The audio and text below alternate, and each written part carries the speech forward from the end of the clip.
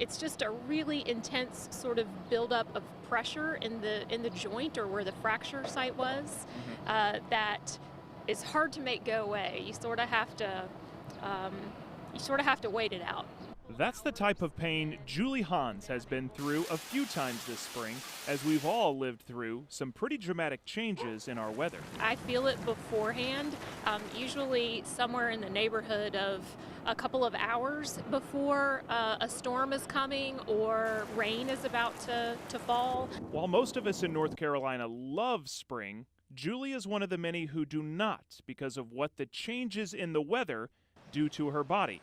And the problem starts in her joints. Our joints are really complex structures that contain fluid to lubricate the joints, and they contain soft tissues that hold the joints together. So imagine that fluid in your joints is like the air in our atmosphere. It changes with the weather patterns. High pressure, for instance, usually sinks, warms, and compresses the air, leading to good weather. Stormy weather usually comes with an area of low pressure, sometimes cold fronts and big drops in temperatures too.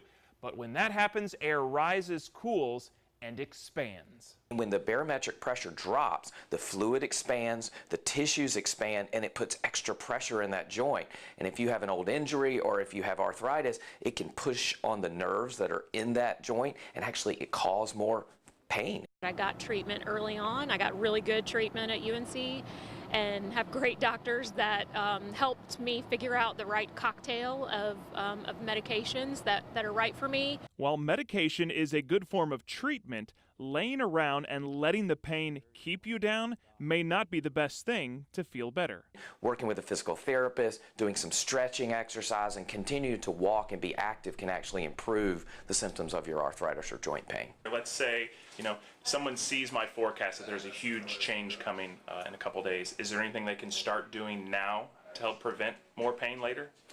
Great question. One of the things that we tell patients, if they know that there's a storm coming and they have terrible arthritis pain or have joint pain, one thing that they can do very easily is start taking anti-inflammatory drugs. As for a future career for those who can feel the weather coming, you could get a bunch of us with arthritis together and sort of crowdsource the weather at some point. So maybe that's a job opportunity in the future.